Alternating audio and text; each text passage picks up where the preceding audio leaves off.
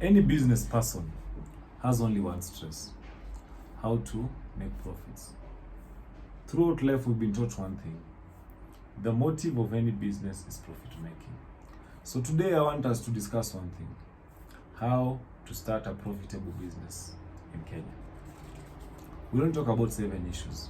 So number 1, identify a profitable niche. So how do you get a profitable niche? Number 1, you research on the market gaps. What is not here? Like, in other words, you must always work at solving something. Anytime you solve a problem, then you will get money. Great men say you don't run towards money.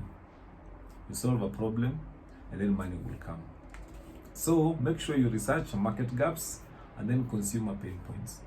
Like, in other words, you realize what really happened with what killed banks, or what killed Western Union. You'll realize that there's a gap with sending money digitally. That's what brought about M-Pesa. So M-Pesa came forward because of the convenience. People wanted to send money fast. Like, in less than 2 minutes, somebody sent money and they've reached their end. So that is what. So that was the pain points of a consumer. So those were the gaps, like the convenience. Then number 2, you analyze competitors and industry trends. What are other people doing? What's going to happen in the next 10 years? All of us understand that there used to be something called Yahoo. And then now there's Google. And then we're going to YouTube. Like, you must look at what are trends, what is happening tomorrow, what will happen in the next 10 years. So that will guide on identifying a profitable niche. You cannot go to where people are getting out from. You go to a place where people are getting into and people are running at it. Like, in other words, in Kenya, there are what we call agribusinesses. There's fintech, there's renewable energy. Now currently people are talking about sustainable finance. Like, look at something that can work. Just yesterday, the CS was talking about, giving an example of the grandma. The grandma used to collect charcoal, not collect firewood. And imagine how many trees the grandma put down. Because now what the grandma is doing, the grandma is not using LPG gas. They're actually not using gas. So they've saved a lot. So you look at that. Look at what is sustainable. Look at what will make you do what will make you stand out. So that is number 1. Let's go to number 2. Number 2, conduct market research. After you have done your rating your business plan, after you've been told stories about everybody, after everybody is going into quills, make sure you conduct a market research. Make sure, look for surveys, ask people questions, interviews, do competitor analysis. Don't assume. The fact that somebody started something in Africa or in South Africa means it can work here. No. Look at market research and make sure it is detailed. Understand it very well, such that you don't miss. Because once you do, like, what are you bringing to the people? Do you think they want it? I love what Vusi says. Vusi says, the reason why you sell is not the reason why they buy. Sometimes you might be selling and they're buying, but they're not buying because of what you're selling. They're buying because of why they know they're buying. So it is very important to understand, do these guys really need this thing? Do they need this thing? There's a story I was being told some times back. Some investors wanted to drill a borehole somewhere in some deserts, because they realized that those women could get water very far. They were fetching water from very far. So they decided to do it there. So once they did it there, they knew these guys were going to get this money, they'll get it cheaper, and these people were going to do it, they'll recover their money. But do you know, once they did it, these people did not continue, the women did not continue fetching water from the borehole that these guys had actually drilled. They continued going far. So later, when a research was done to understand what was happening, it's because those women used to live in the houses. So the only time those women had to go and to gossip was when they went for water. So when they went to fetch water, they could spend so much time in gossiping and talking and understanding and what is happening in other people's houses. So as I'm telling you, the reason why you sell is not the reason why they buy. So make sure you've done what? You've conducted a market research.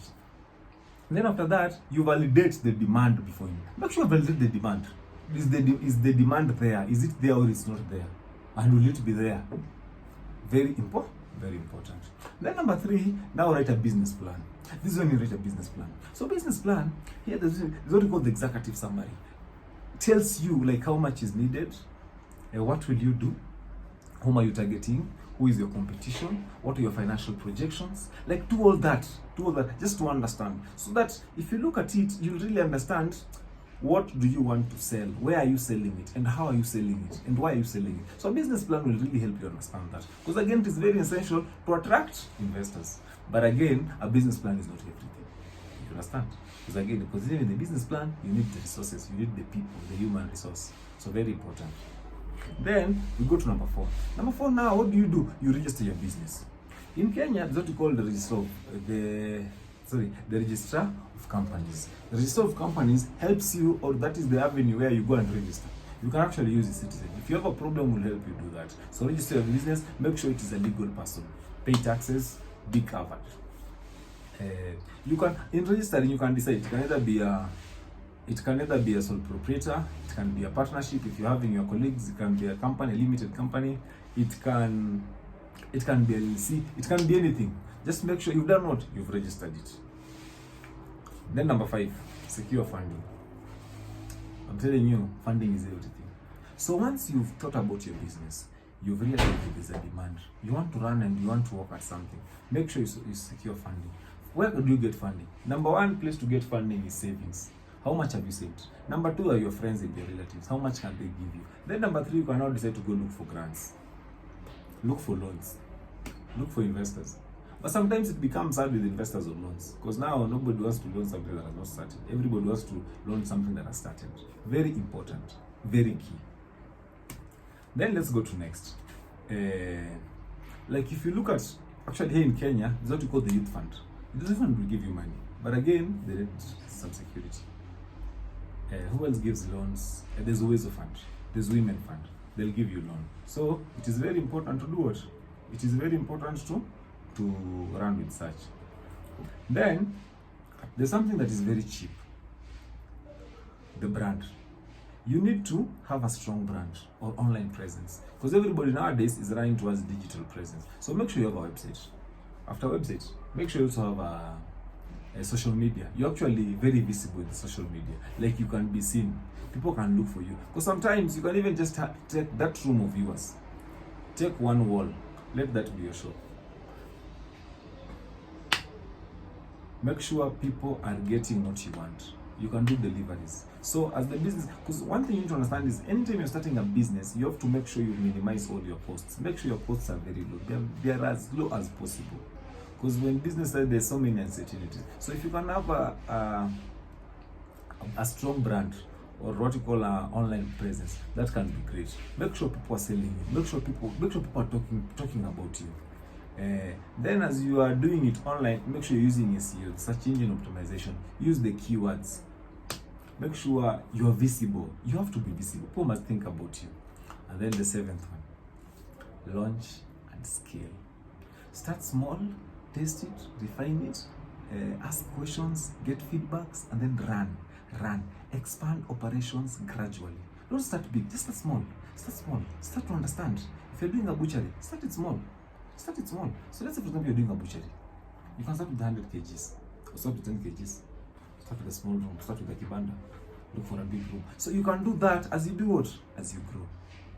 So I've given you 7 strategies to help you understand one thing: how to start a profitable business. Thank you so much. My name is Jobiese. Make sure you subscribe if you've not, share, and have a problem or you need consultations in regards to finance, kindly reach us. Thank you and God bless you. Peace.